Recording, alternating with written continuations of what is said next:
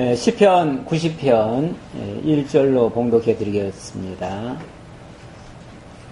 주여, 주는 대대 우리의 거처가 되셨나이다. 산이 생기기 전, 땅과 세계도 주께서 조성하기 전, 곧 영원부터 영원까지 주는 하나님이시니이다. 주께서 사람을 티끌로 돌아가게 하시고 말씀하시기를 너희 인생들은 돌아가라 하셨사오니, 주의 목전에는 천년이 지나간 어제 같으며 밤의 한순간 같을 뿐이니이다. 주께서 그들을 홍수처럼 쓸어 가시나이다. 우선 5절까지 봉독해 드렸습니다. 주는 영원부터 영원까지 하나님이시다. 그리고 인생을 향해서 티끌로 돌아가라, 이렇게 말씀하신다.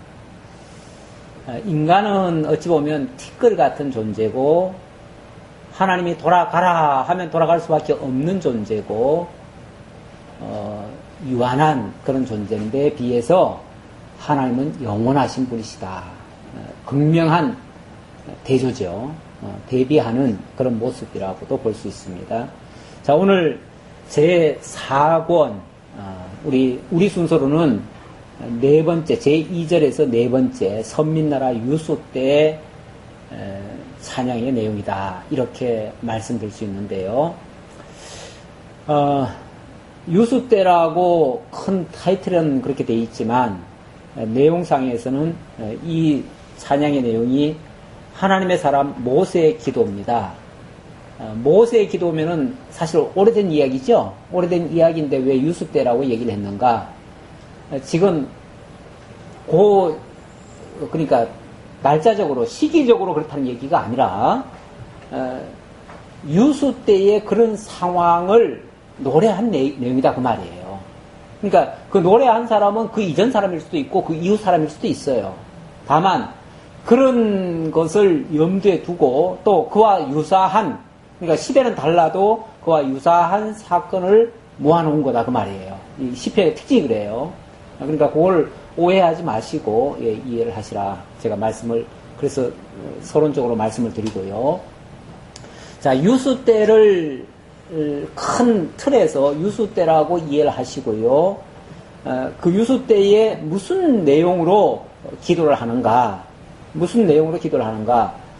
첫 번째 90편부터 101편까지는 보수에 대한 간구십니다. 다시 말하면 보수라고 하면 하나님께서 원수 갚아달라는 얘기고, 거기에 간절히, 그러니까 어려운 상황 속에 있음을 또한, 항상 어려운 때가 많지만은, 역시 이때는 어떤 면에서 지금까지의 그 어려움보다도 더 큰 어려움일 수도 있고, 그런데 또 하나, 어렵지만은 그 어려움이 그게 달하면서 또 뭘 바라보게 하냐면 소망을 갖게 하는, 왜? 다음 단계는 뭐죠? 회복이잖아요. 돌아가는 거잖아요. 그렇죠? 이제 유수 때 상황을 생각하면, 유수라고 하는 거는 지금 집을 떠나서 지금 객지 나가 있는 거 아닙니까? 다시 말하면 나그네 같은 존재죠. 나그네 같은 상황인데, 나그네는 뭘 할 수가 있어요? 이제 곧 돌아갈 수 있다고 하는 소망이 있어요. 예. 우리 아까 지사님 사석에서 얘기를 좀 나눴는데, 사실 몇 개월의 그 기간이 상당히 길었다. 마음적으로 길었어요. 원래 우리가 즐거우면 짧고요. 힘들면 길어요. 우리 느끼는 바가 그렇습니다. 그런데 그 긴 시간을 어떻게 참아낼 수 있었는가? 나는 이제 조금만 있으면 집에 돌아간다. 그 소망 가지고 참으셨다라는 얘기를 해요. 사실 우리가 똑같아요. 우리도 엄밀하게 말하면 우리가 지금 이 땅에 와 있는 상태가 어떤 상태입니까? 나그네예요. 틀림없는 나그네예요. 나그네인데 지금 뭘 가지고 지금 우리가 살아가냐면, 사실 이게 만만한 세상이 아니에요. 여기가 엄청난 시달리는 세상이에요. 엄청난 고통스러운 세상인데, 뭘 가지고 지금 우리가 살아갈 수 있는 힘이 있냐면은, 좀 있으면은 우리 돌아간다. 어디로? 집으로. 그래서 그 노래 중에 얼마 전에 그 돌아가신 그 김성수 목사의 노래 보면은 집으로 가자라고 하는 노래가 있어요. 나 그 가사가 굉장히 마음에 들어요. 집으로 가자. 갑자기 내가 부르지는 못하겠는데, 언제 한번 들어보세요. 빨리 가셨네요. 예? 그래, 빨리 집으로 가셨네요. 그러니까 내 뭐 사랑하는 그 아버지 집 빨리 가자 뭐 그런 내용이에요, 내용이. 근데 젊은 사람이 너무 빨리 갔어. 근데 사실 뭐 제3자가 봤을 때는 안타깝지만 당사자는 뭐 행복할 수 있죠. 행복할 수 있는 거예요. 뭐 그런 차원에서 꼭 얘기한다기보다는 지금 우리 전체적인 개념에서 지금 이해를 하자는 거예요. 지금 유숙한 상태에서 집으로 돌아가기를 소망하며 있는 거예요. 그런 상태에서 하나님이 돌아가라 하면 돌아가는 거예요. 근데 그게 나쁜 게 아니에요. 근데 그걸 우리 개인적으로 인생으로 비유하면 돌아가라 하는 말은 죽으라 하는 말이죠. 근데 죽으라 하는 말은 굉장히 안 좋은 말 같지만 사실은 그거야말로 영원히 살게 하기 위해서 돌아가라 하는 말이기 때문에 알고 나서는 그건 너무 또 행복한 얘기죠. 그러니까 좀 내용을 좀 읽어보자고요. 우리가 듣고 그 내용을 좀 확인해 보자고요. 네. 자, 어쨌든 그런 배경 하에서 같은 맥락에서 이건 한 개인에 대한 이야기지만 개인에 대한 이야기가 결국은 하나님께서 돌이키시는 그러한 내용으로 이해할 수 있다.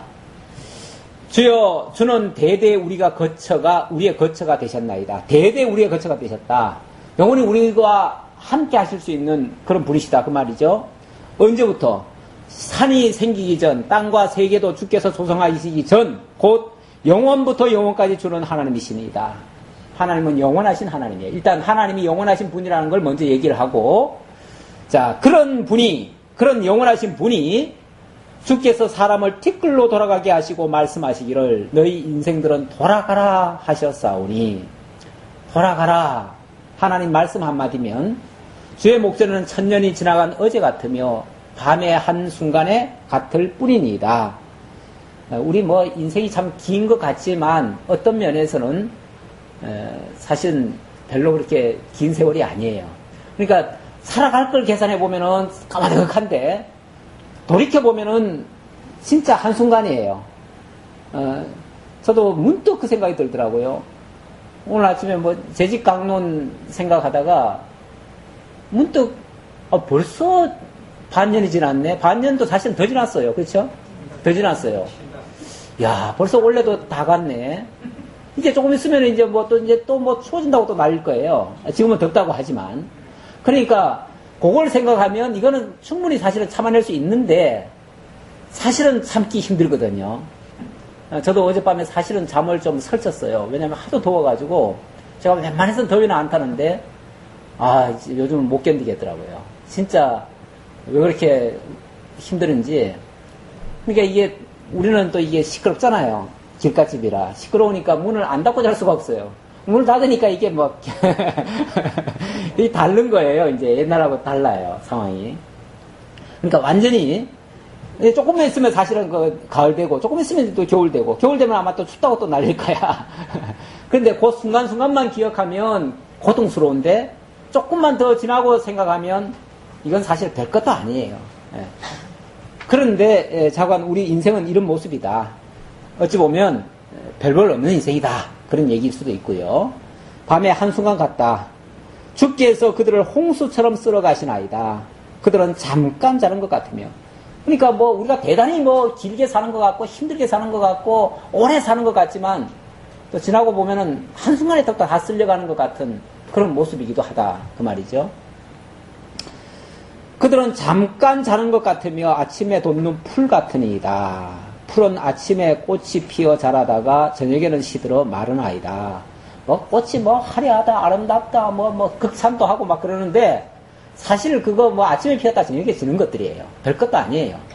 그런데 우리가 봤을 때는 뭐 대단한 것처럼 보이는데 그게 막 군집이 돼 있고 막 이렇게 넓게 퍼져 있으니까 이제 그렇게 보이는 거지. 하나하나 보면 별것도 아니다 그 말이죠. 우리는 주의 노에 소멸되며 주의 분내심에 놀라나이다. 그러니까 우리가 뭐 우리 스스로 사는 존재도 아니고 우리 힘으로 어떻게 뭐 버텨내는 존재도 아니고 그야말로 하나님의 말씀 한마디에 좌우되는 그런 존재에 불과하다.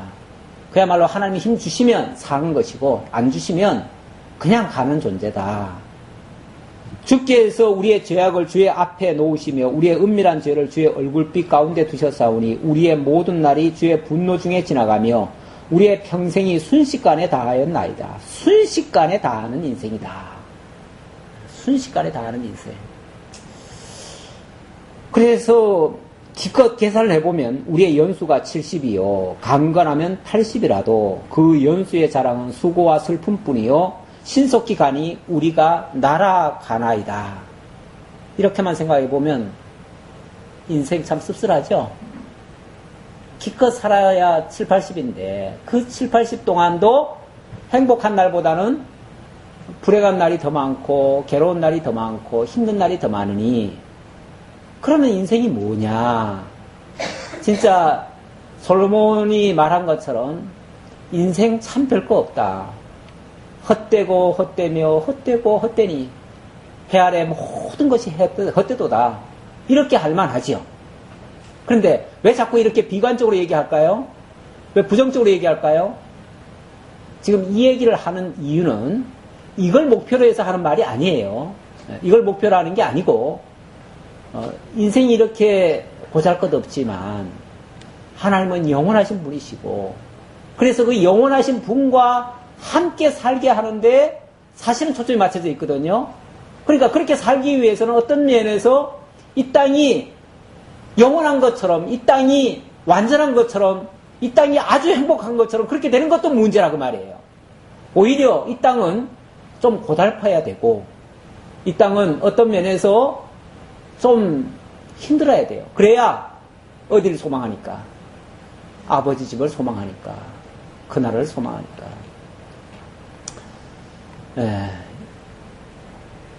누가 주의 노여움의 능력을 알게 하며 누가 주의 진노의 두려움을 알리까? 우리에게 우리 날 계수함을 가르치사 지혜로운 마음을 얻게 하소서. 여호와여 돌아오소서. 언제까지니까? 주의 종들을 불쌍히 여기소서. 아침에 주의 인자하심이 우리를 만족하게 하사 우리를 일생 동안 즐겁고 기쁘게 하소서. 아침에 주의 인자하심이 우리를 만족하게 하신다. 그러니까 계속 어떻게 보면 밤에 그런 세월을 지나가다가 어느 날 눈을 딱 감아요. 그리고 눈을 딱 떠요. 새 아침을 맞이한 거죠. 그 아침이 뭐죠? 우리에게 영원한 새날을 맞게 한 거예요. 새로운 아침, 새로운 세계를 맞이하게 되는 거죠. 그렇게 해서 그 아침에 주의 인자하심이 우리를 만족하게 하시고 우리를 일생 동안 즐겁고 기쁘게 하실 것이다 라고 하는 그런 노래입니다. 그러면은 그동안 우리를 괴롭게 하신 날수대로와 우리가 화를 당한 연수대로 우리를 기쁘게 하소서. 그동안 그 많은 오랜 세월 동안 당하고 고통받은 그 모든 것이 그 아침에 다 만회하고도 남지요. 그렇게 되도록 해달라고 말이죠. 주께서 행하신 일을 주의 종들에게 나타나시며 주의 영광을 그들의 자손에게 나타내소서. 이것이 우리가 바라는 소망이고 대대로 자자손손들에게 그렇게 가르쳐 주는 것이 우리들의 본분이다. 자, 크게 말하면요. 이제 90편을 종합적으로 제가 설명을 드리겠습니다. 인생이라고 하는 존재가요. 지금 지구호라고 하는 아주 거대한 우주선을 지금 타고 우주 여행을 하고 있는 나그네와 같습니다. 이 우주선이 지금 60억의 인류를 태우고 지금 망망대해 우주를 지금 떠다니고 있거든요. 그렇죠? 우리는 이 지구가 지금 북바지인 줄 알지만 북바지가 아니에요. 지금 공중을 떠다니는 거예요. 그렇죠? 공중을 떠다니는데 서로 그 별들끼리 서로 부딪히지 않아서 지금 그런 거지. 어느 순간 하나님께서 이 우주선이 이제 멈출 거예요. 멈추죠? 왜냐하면은 출발 시작했잖아요. 하나님의 창조로부터 이게 출발한 거 아니에요. 그러니까 창조가 이제 마지막 되면 하나님이 어느 순간 이제 멈출 거예요. 멈추면은 그때 하나님께서 선장이신 하나님이 이제 다 왔으니 내려라. 다 왔으니 내려라. 그럼 어떻게 해요? 우리는 가차없이 내려야죠. 그런데 내리고 보면 거기가 어디죠? 새하늘과 새 땅이에요. 그게 이제 사실은 우리에게는 소망이에요. 우리는 소망이고, 그러다 보니 우리는 지금 사실 엄밀하게 말하면 지금 여행 중이거든요. 여행 중인데, 사실 여행이라는 거는요, 길 떠날 때부터 뭐라 그래요? 고생이라고 그랬어요. 이건 세상 사람들도 하는 소리예요. 경험적으로도 하는 소리예요. 근데 이건 여행은 떠나는 순간부터 고생인데, 인간이 원래 태어나면서 앙 하고 울잖아요. 또 고생하게 생겼구만. 또 한놈 고생하는구만. 사실은 엄밀하게 말하면은 축복이라고 말을 하지만, 그래서 어느 시인이요, 저 중동 쪽에 있는 시인인데 그 시를 쓴 게 있어요. 제가 지금 다 외우지는 못하지만 제가 의미는 기억하고 있어요. 그 시인이 그런 시를 썼더라고요. 내가 태어날 때 나는 뭐 어떻게 보면 고통스러운데 모든 사람들이 막 웃으면서 막 기쁘다고 즐겁다고 그렇게 하더라는 거죠. 그렇게 하더래요. 그러다가 내가 이제 다 살고서 이제 어느 날 정말 영원한 집으로 이제 떠나니까 나는 너무 좋은데 사람들이 내 옆에 와가지고 다 울더라는 거죠. 이게 이제 그 당사자와 제3자의 그 시각 차이예요. 당사자는 이 세상에 오는 순간부터 사실 고통인데 사람들은 그걸 막 축복이라고 그렇게 하고 있고, 내가 떠나서 영원한 하나님의 품에 안길 때는 그때는 정말 행복한데 사람들은 그것도 모르고 내 사정도 모르고 막 슬퍼하더라는 거죠. 사실은 자기가 슬픈 거지, 그 당사자가 슬픈 건 아니라는 거죠. 그렇죠? 이게 맞죠? 그게 객관적인 말이 맞죠? 이런 식으로 사실은 생각하는 겁니다. 그래서 이 나그네들은 사실은 오매불망 소망이 뭐냐면 빨리 집으로 가자예요. 빨리 집에 갔으면 좋겠다. 집에 가서 좀 발 뻗고 잤으면 좋겠다. 너무 힘들다. 그게 어찌 보면 나그네들의 그 생각들이에요. 그게 정상입니다. 그게 잘못된 게 아니고요. 정상이에요. 그렇다고 뭐 집으로 빨리 가려고 뭐 어떤 방법을 쓰는 건 아니고요. 그런 건 잘못됐죠, 또. 그건 인위적으로 하는 거는 잘못됐지만, 정말 하나님이 이제 그만 내려라 하면은 지구호에서는 내리셔야죠. 지구에서 내리는 거지 죽어 끝나는 게 아니에요. 지구에서 내려서 영원한 나라로 들어가는 거죠. 영원한 내 집으로 들어가는 거죠. 주 우리 하나님의 은총을 우리에게 내리게 하사 우리의 손이 행한 일을 우리에게 경고하게 하소서.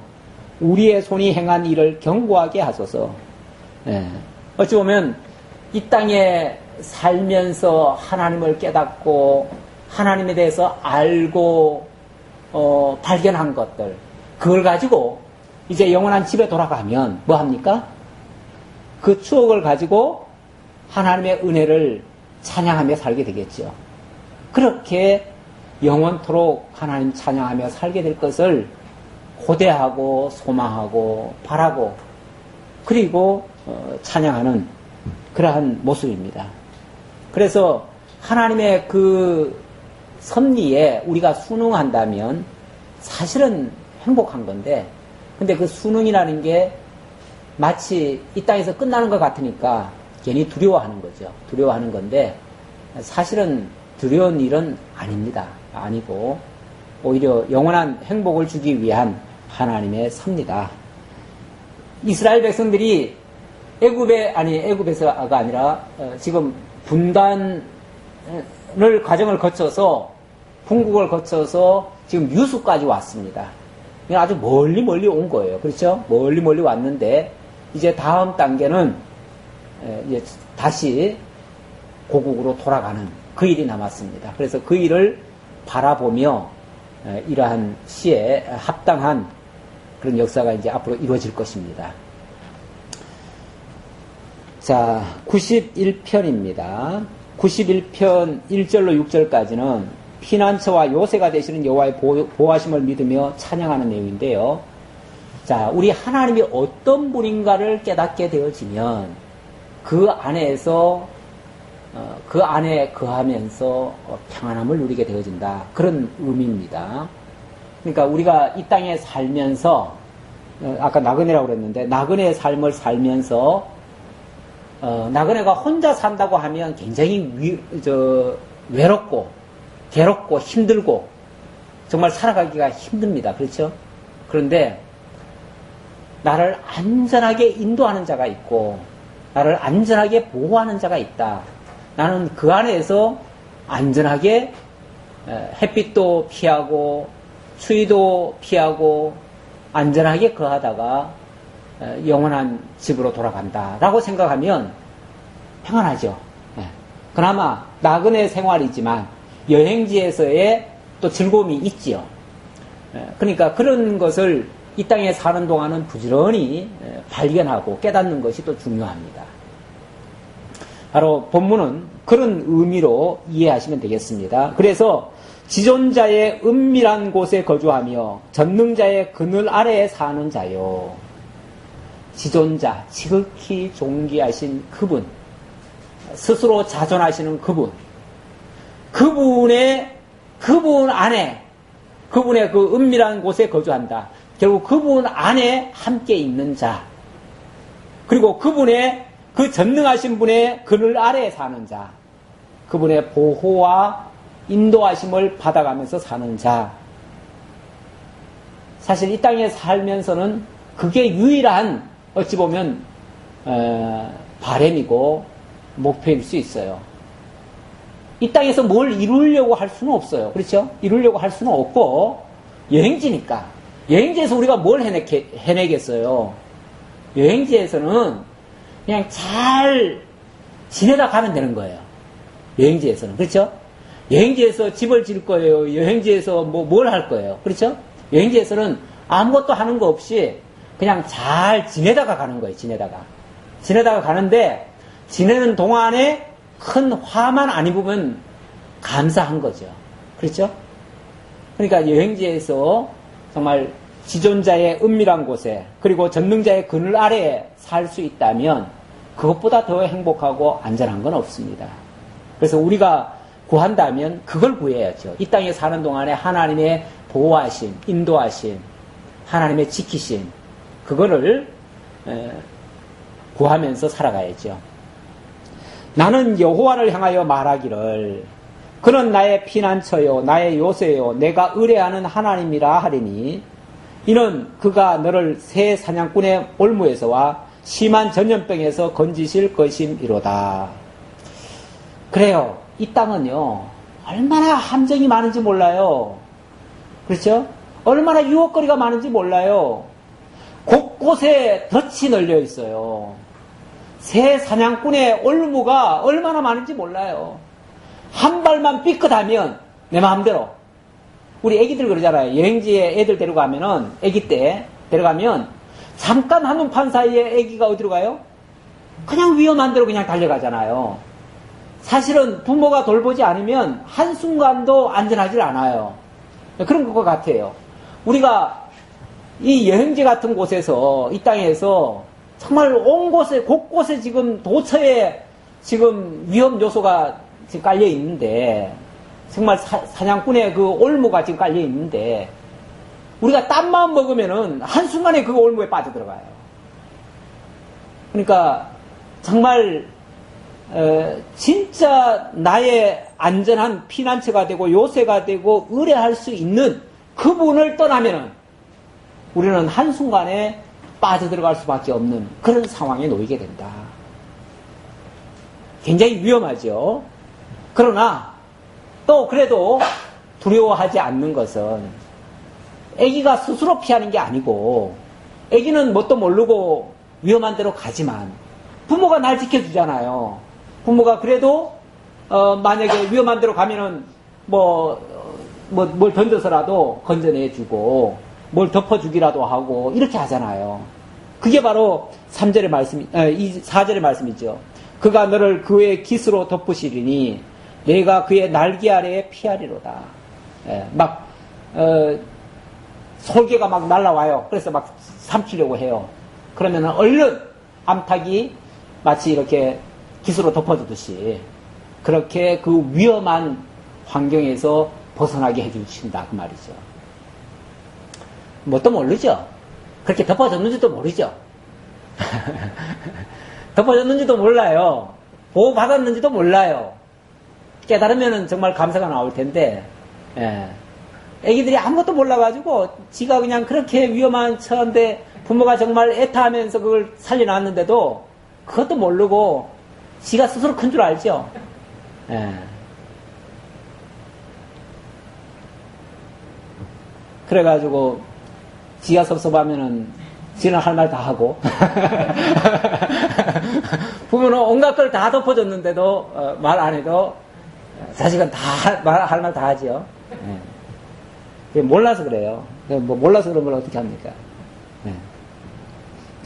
그의 진실함은 방패와 손방패가 되시나니, 너는 밤에 찾아오는 공포와 낮에 날아드는 화살과 어두울 때 퍼지는 전염병과 밝을 때 닥쳐오는 재앙을 두려워하지 아니하리로다.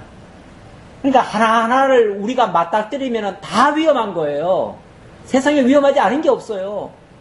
오죽하면은 부모들이 그런 말도 하지요. 내놓으면은 바람에 날려갈까? 그러니까 놓으면 날아갈까? 붙잡으면 터질까?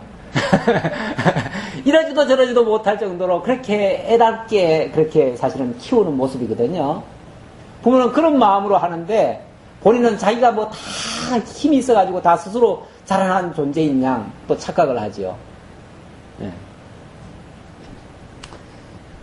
그런데 이걸 이제 정말 깨닫는다면 그 자녀들도 두려워하지 않는다.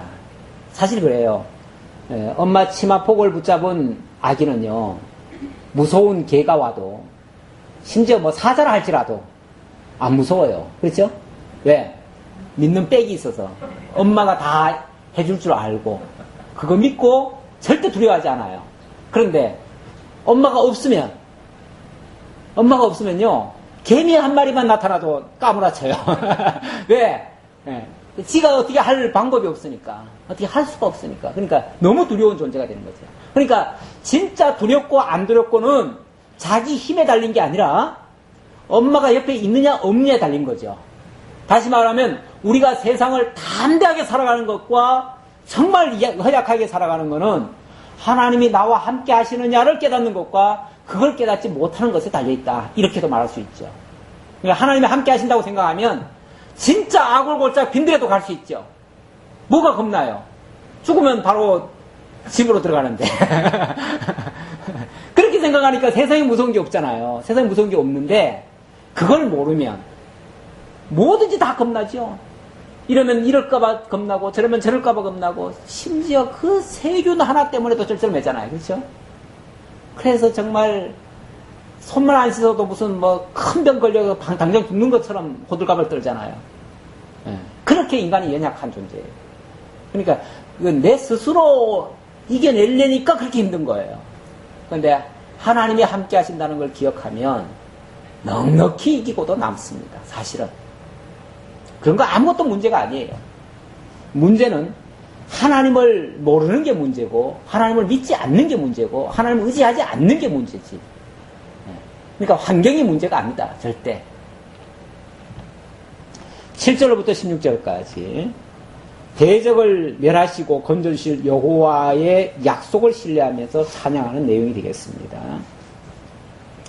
1000명이 내 왼쪽에서 10,000명이 내 오른쪽에서 엎드러지나 이 재앙이 내게 가까이 하지 못하리로다. 예. 사실 내 힘으로 어떻게 1000명을 감당하겠고 10,000명을 감당하겠습니까? 그러나 하나님이 함께 하시면 10,000명인들 어떻고 1000명인들 어떻습니까? 그렇죠? 예. 하나님이 나를 지켜주신다면 뭐 천만만의 군사를 할지라도 아무 상관이 없어요. 야곱이 생각나는데요. 야곱이 바단 아람에서 집으로 돌아올 때에 그때 너무 형이 무서웠어요. 그렇죠? 20년 전에 저지른 죄가가 있어가지고 오면 당장 때려 죽일 것 같거든요. 그래가지고 자기 뭐 잔머리를 얼마나 씁니까? 예, 부인을 4대로 나눠가지고 제일 뭐 꼴보기 싫은 부인은 먼저 가서 죽으라고 앞장 세우고 제일 사랑하는 아내는 제일 뒤에다가 놓고 그리고 선물도 그냥 막 순서대로 자꾸 줘가면서 어떻게 해서든지 환심을 사가지고 그렇게 하려고 하잖아요. 그런데 그거 다 말짱 헛거였죠? 말짱 괜한 헛수고였어요. 왜냐하면 하나님은요 알지 못하는 사이에 천천만만의 그 군대를 성군 천사를 동원해가지고 지금 야곱을 지금 에워싸고 있는 거예요. 에워싸고 있어요. 그게 뭡니까? 나하나임 하나님의 군대잖아요. 하나님의 군대. 하나님의 군대가 지금 호위하고 있어요. 호위하고. 그러니까 처음에는 자기 꾀로 어떻게 해서든지 그걸 극복해 보려고 하는데 얼마나 불안했는지 모르는데 알고 보니까 삼촌도 쫓아오다가 뭐합니까? 찍소리도 못하고 그냥 뭐 사실은 야곱이 잘못했는데도 불구하고 삼촌이 찍소리도 못하고 그냥 가버려요. 하나님이 그러잖아요. 너 가가지고 선악한 말하지 말아라. 잘했다 못했다 말도 하지 말아라 그 말이거든요. 아무리 잘못했어도 너 말하지 말아라. 하나님 한마디 하니까요 찍소리도 못하고 그냥 갔어요. 또 거기 뭐 누구예요? 그 에서도 나중에 왔는데요. 이쪽에서는 막 벌벌 떨고 있는데 그쪽에서 뭐라 그러냐면 야 내가 너를 보니까 하나님을 보는 것 같다. 아니 뭐 그랬나요? 뭐 어쩐다다가 그렇게 사람이 막 180도 바뀌어 있는 거예요. 누가 바꿔놨어요? 하나님 바꿔놓으신 거예요. 우리가 알지 못하는 사이에요. 성군 천사가 하나님의 백성들을 지켜주고 있는 거예요. 제가 이번에 다니엘을 연구하다가 보니까요. 물론 그 유대인의 사상 속에는 그런 게 있어요. 각 사람에게 하나님께서 천사를 다 붙여놨다. 그래서 각 사람의 천사가 다 있다. 그래서 천사가 정말 24시간 잠시도 한순간도 우리 곁을 떠나지 않고 지켜준다고 하는 그런 사상이 있습니다. 근데 사실은 그 천사라는 개념보다는 하나님이 실제로 우리를 지키고 있는 거죠. 있는데 그걸 하나님이 뭐 직접 와가지고 이렇게 딱 이렇게 잡아주고 붙들어주고 이게 아니라 결국은 천사를 동원해서 다 쓰시는 거죠. 결국 하나님께서 그런 영적인 존재를 동원해가지고 우리를 다 지켜주고 있다. 이게 틀림없는 사실입니다. 그래서 어느 순간에 보면요. 아주 결정적으로 위험한 상황을 만날 때가 있는데요. 내가 어떻게 그걸 피해 나왔는지 모를 정도로 그 위기를 모면한 때가 있어요. 사실은 곰곰이 생각해보면 주께서 당신의 천사를 보내가지고 지켜주셨던 거죠. 결과적으로는. 자, 이처럼 우리 하나님께서 모든 재앙이 임하지 못하도록 하나님께서 막아주신다 그 말이죠. 8절 오직 너는 똑똑히 보리니 악인들의 보응을 내가 보리로다. 의인에 대해서는 하나님이 그렇게 지켜주지만 악인에 대해서는 반드시 보응받고 멸망을 당할 수밖에 없도록 하나님 하실 거다 그 말이죠. 내가 말하기를 여호와는 나의 피난처시라 하고 지존자를 나의 거처로 삼았으므로 화가 내게 미치지 못하며 재앙이 내 장막에 가까이 오지 못하리니 그가 너를 위하여 그의 천사들을 명령하사 내 모든 길에서 너를 지키게 하심이라. 여기도 그렇게 말씀하시네요. 우리가 위험에 처했을 때 하나님께서 천사를 명해서라도 그의 모든 길에서 너를 지키신다. 하나님이 인도해 가신다 그 말이죠. 그들이 그들의 손으로 너를 붙들어 발이 돌에 부딪히지 아니하게 하리로다. 내가 사자와 독사를 밟으며 젊은 사자와 뱀을 발로 누르리로다. 원래는 사자나 독사가 얼마나 무서운 존재입니까? 그거는 우리가 감당할 수 없는 존재들입니다. 그런데 하나님께서 천사로 하여금 우리를 지켜주신다면 그것들도 아무것도 아니라는 거죠. 그것들도 다 내 밥이라는 거죠. 이렇게 하나님께서 지켜주신다. 물론 이 말씀이 나중에 가보면 예수님이 이 땅에 오셨을 때에 사단이 시험을 하죠. 시험할 때에 주의 천사가 예수 그리스도를 지켜주실 때에 이 말씀을 인용하는 부분이 있습니다. 그래서 그렇게 지켜주시는 것에 대한 어떻게 보면 예언의 말씀이기도 하죠. 예언의 말씀이기도 한데 사실 원리적으로 말하면 우리에게도 하나님께서 그렇게 하신다는 이야기예요. 물론 우리는 엄밀하게 말하면 그리스도 안에서 되어지는 일들이니까 우리 개개인에게 하나님이 그렇게 하신다는 개념보다는 우리로 하여금 그리스도 안에서 하나님께서 그렇게 역사를 하신다. 이렇게 보시면 되겠죠. 14절입니다. 하나님이 이르시되 그가 나를 사랑한즉 내가 그를 건지리라. 그가 내 이름을 안즉 내가 그를 높이리라. 그가 내게 간구하리니 내가 그에게 응답하리라. 그들이 환난 당할 때 내가 그와 함께하여 그를 건지고 영화롭게 하리라. 아주 기가 막힌 말씀이죠. 그가 나를 사랑한즉 내가 건진다. 또 그가 내 이름을 안즉 내가 그를 높인다. 또 그가 내게 간구하기 때문에 내가 응답한다. 그래서 환난 당할 때에도 그를 건지고 영화롭게 하겠다. 이게 하나님께서 약속하신 메시아에 대한 약속이고요. 그래서 메시아가 그리스도가 하나님을 사랑하셨고 또 하나님의 이름을 증거하셨고 하나님께 우리의 구원을 간구하셨고 그리고 하나님께서 마침내 그를 영화롭게 하셔서 십자가와 부활을 통해 영화롭게 하시고 그 안에 있는 우리들까지 구원해 주시는 이런 역사를 하셨습니다. 그래서 이 예언의 말씀, 이것도 예언의 말씀인데요. 이 예언의 말씀은 결국 그리스도에게서 이루어지고 또 그리스도 안에 있는 우리에게도 은혜로 그렇게 주어지게 됩니다. 내가 그를 장수하게 함으로 그를 만족하게 하며 나의 구원을 그에게 보이리라 하시도다. 하나님이 장수하게 함으로 만족하게 한다. 영화롭게 그리고 영원토록 온전한 구원을 이루신다 그 말이죠. 그래서 택한 백성을 영원하게 구원해 줄 것을 약속하는 말씀인데 92편으로 넘어갑시다. 92편의 내용은 악인을 망하게 하시고 의인은 번성하게 하시는 하나님을 찬양하는 그런 내용이 되겠습니다. 자, 우리 한번 교독 좀 해볼까요? 지존자여 시편금과 비파와 수금으로 여호와께 감사하며 주의 이름을 찬양하고 아침마다 주의 인자하심을 알리며 밤마다 주의 성실하심을 베풀미 좋으니이다. 여호와여 주의 선하신 일로 나를 기쁘게 하셨으니 주의 손이 행하신 일로 말미암아 그가 높이 외치리이다. 여호와여 주께서 행하신 일이 어찌 그리 큰지요. 주의 생각이 매우 기쁘시니이다.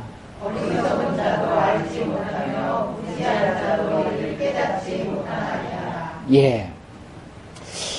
주의 행하신 일이 어찌 그리 크신지요. 예. 자, 그 전에요. 그 전에 먼저 하나님을 찬양하겠다.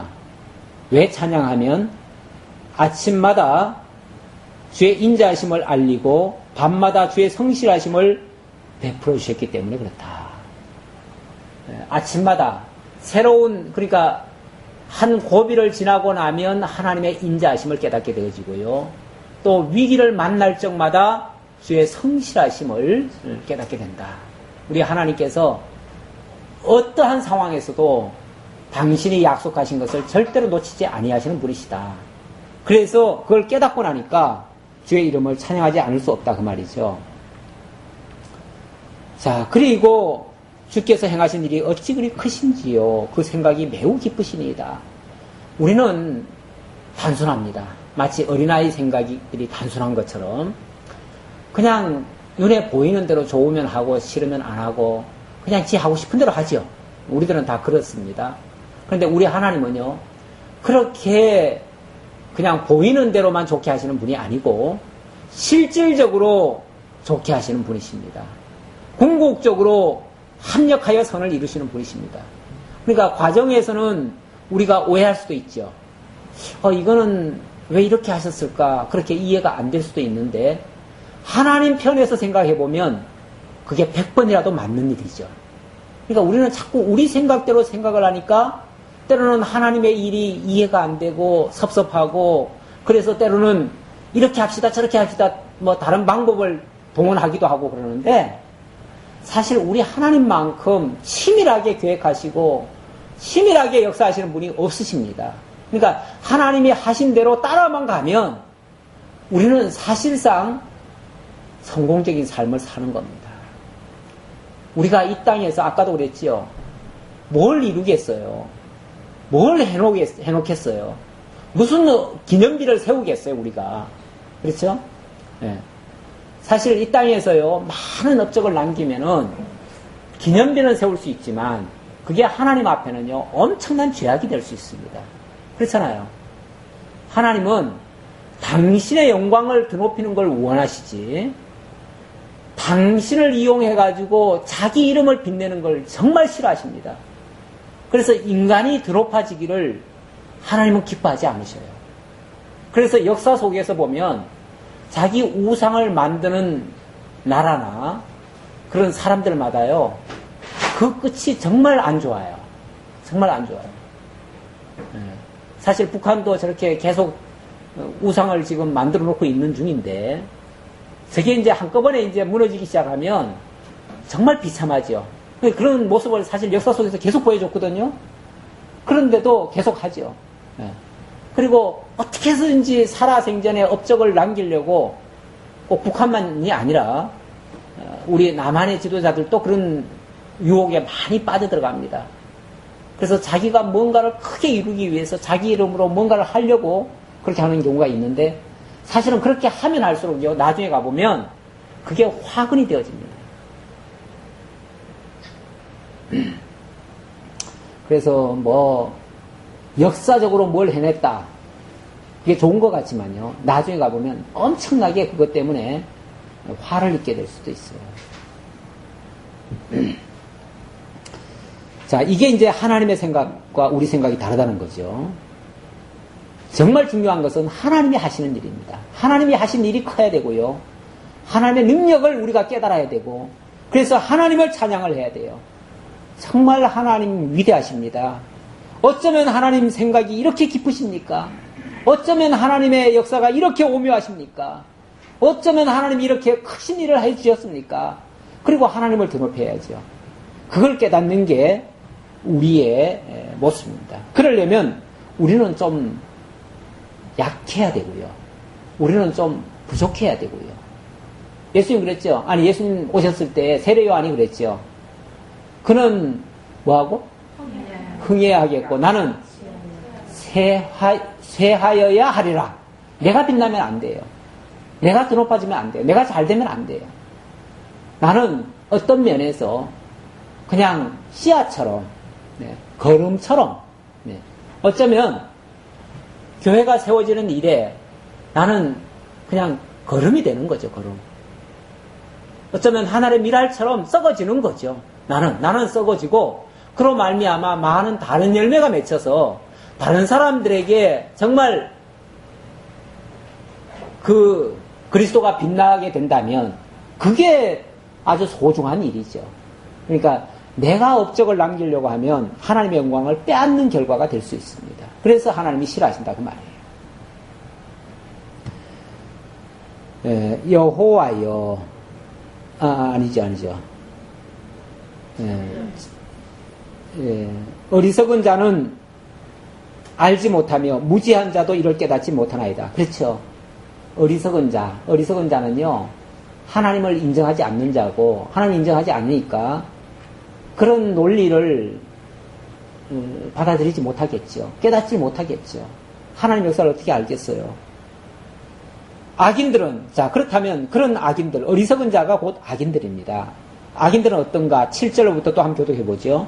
악인들은 풀같이 자라고 악을 행하는 자들은 다 흥왕할지라도 영원히 멸망하리이다. 얼마나 대조적입니까? 악인들은 풀같이 자라고 흥왕할지라도 영원히 멸망한다. 그러니까 사실은 악인들이요, 더 잘 자랍니다. 악인들이 우선은 더 잘 됩니다. 세상에서도요, 그 권모 쓰는 사람들이 다 성공해요. 그렇잖아요? 성공하죠. 성공하는데 그 끝들이 별로 좋지 않은 경우가 또 많아요. 그래서 진짜 부러워할 것이 안 된다.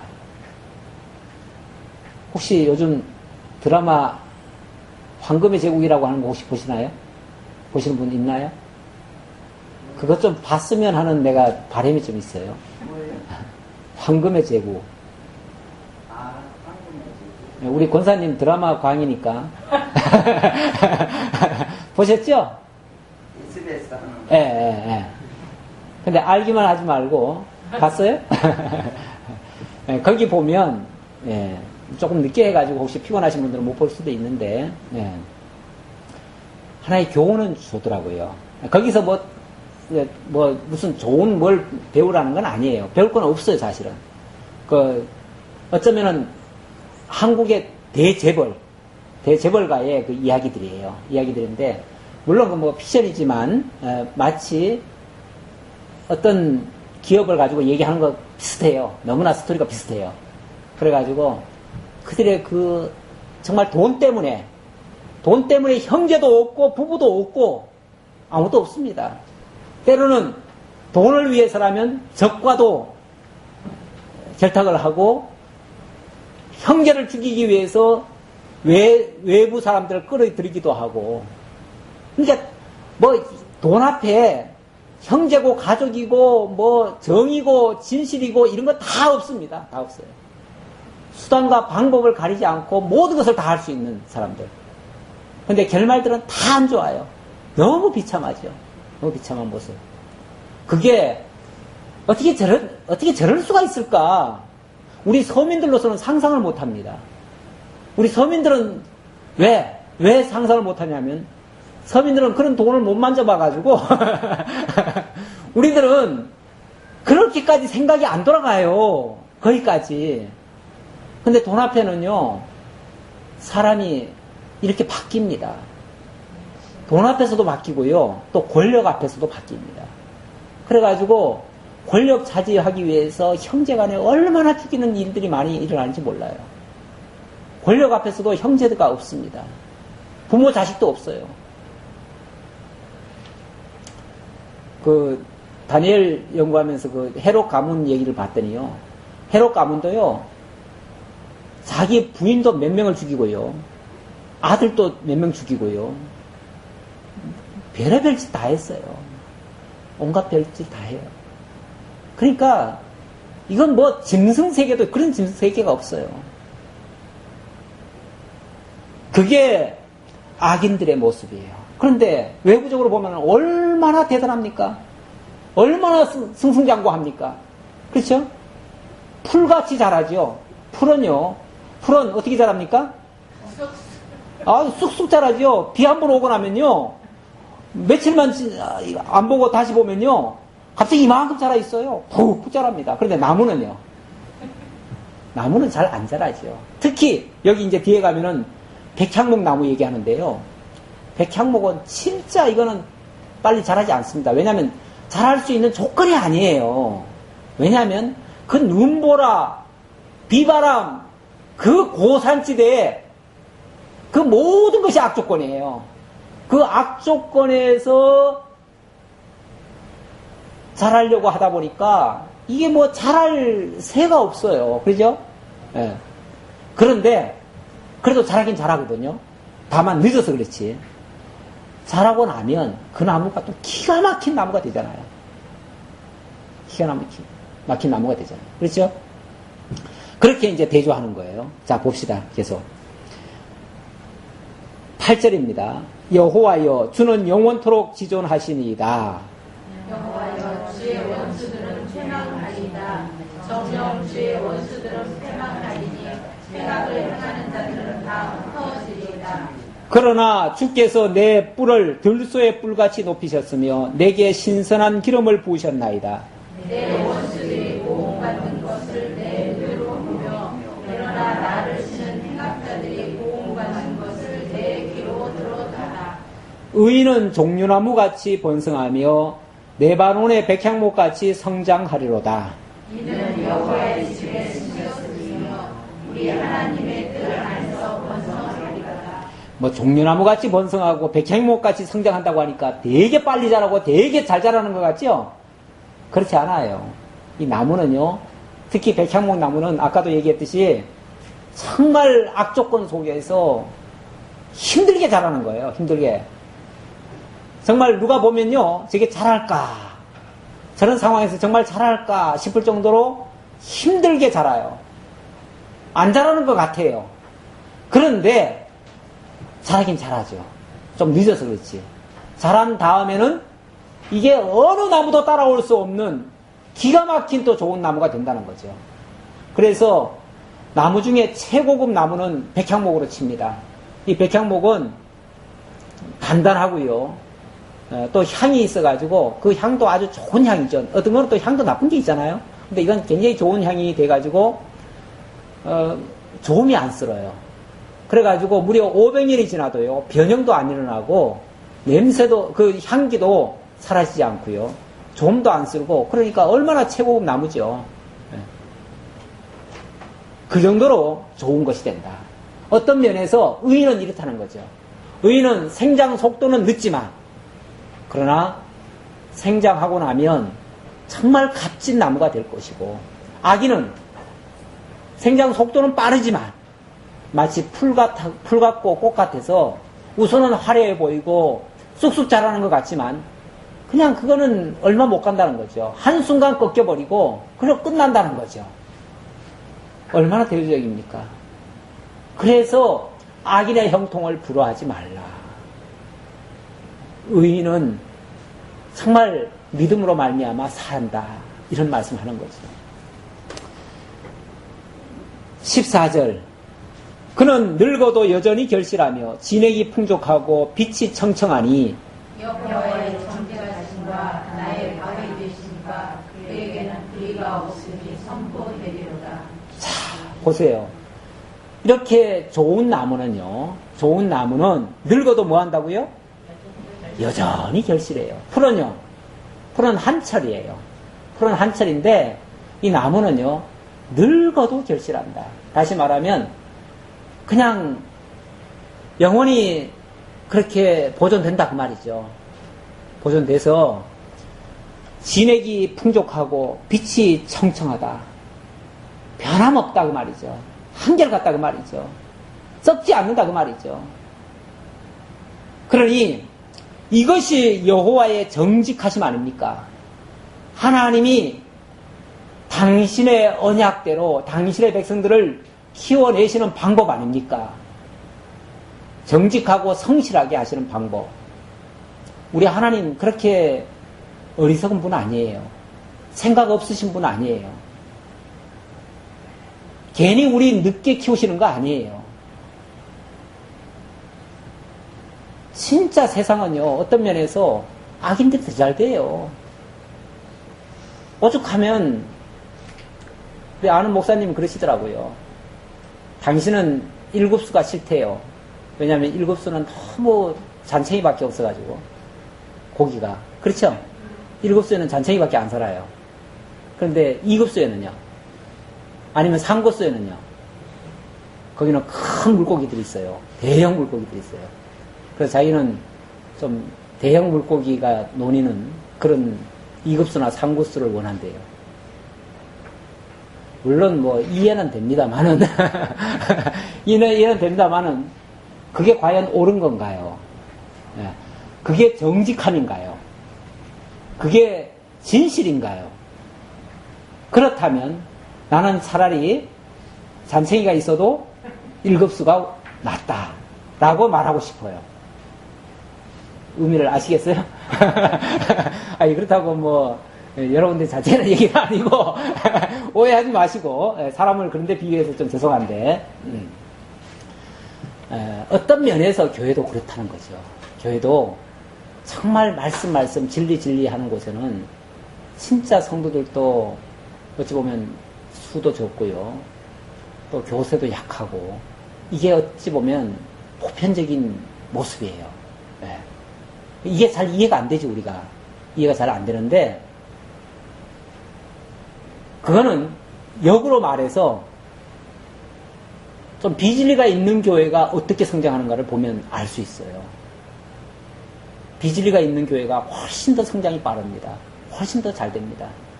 그렇다고 무조건 거기 잘못됐다 이 얘기는 아니에요. 뭔가 인간에게 맞춰진 뭐가 있는 거죠. 인간을 끌 수 있는 뭐 어떤 마력이 있는 거죠. 있지요. 근데 그게 하나님의 정직함에 따른 것인지 아니면 어떤 인간의 어떤 방법에 따른 것인지 그건 우리가 한번 살펴봐야 된다는 거죠. 그럼 뭘 우리가 추구하고 나갈 것인가? 라고 했을 때 우리는 설령 거기에 큰 물고기가 논일지 못한다 할지라도 일곱수를 지향하는 것은 맞잖아요. 그렇죠? 그건 맞잖아요. 정직하게 가는 건 맞잖아요. 바르게 가야지요.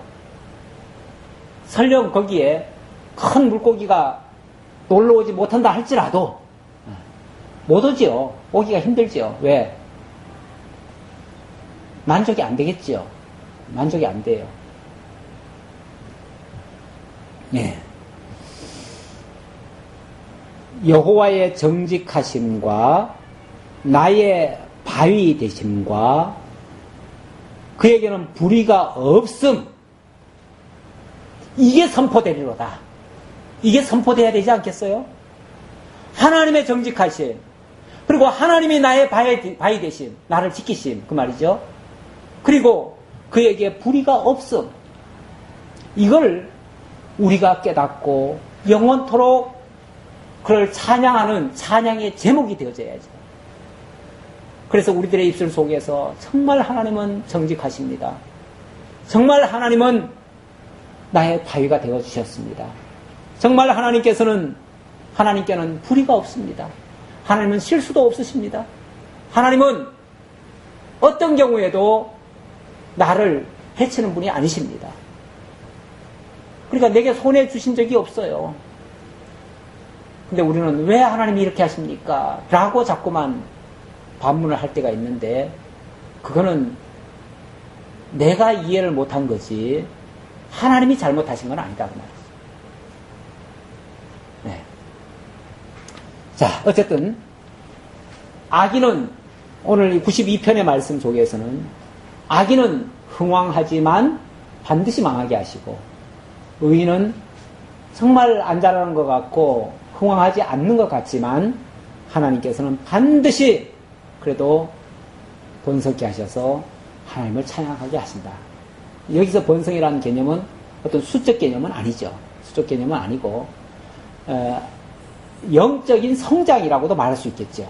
우리가 정말 하나님을 아는 것과 믿는 일에 정말 성장하는 그런 모습, 우리의 영의 것이 속사람이 자라는 모습, 이런 것들이 어쩌면 우리들의 성장입니다. 그 성장 속에서 하나님의 정직하심, 하나님의 바위 되심, 그에게 불의가 없으니 우리들 입술 속에서 찬양으로 터져나오게 되는 그런 결과, 그 아름다운 열매가 맺히게 될 것으로 확신하면서 오늘 시편의 말씀을 마치도록 하겠습니다. 기도하겠습니다. 하나님 감사합니다. 우리 하나님 살아계시고 우리 하나님 전능하시고 우리 하나님 진실하시고 그래서 언제라도 의인을 지켜주시고 보호하시고 하나님의 장중에 품어주시고 인도해 주신다는 사실을 깨닫게 됩니다. 그리고 하나님이 원하시는 방향으로 우리를 성장시켜 주시는 걸로 저희들 믿습니다. 그러기에 우리는 현실 때문에 불안해하지 않고 현실 때문에 두려워하지 않고 그것 때문에 염려 걱정하지 아니하고 오직 하나님께 맡기면서 하나님의 인도하심을 따릅니다. 아버지 하나님, 저희들의 입술 속에서 하나님의 아름다운 열매가 맺히게 하시고 그 의의 열매를 하나님 찬양으로 돌려드릴 수 있는 그러한 입술들 다 될 수 있도록 인도해 주옵소서. 베풀으시는 은혜 감사하고 예수님의 이름으로 기도하옵나이다. 아멘.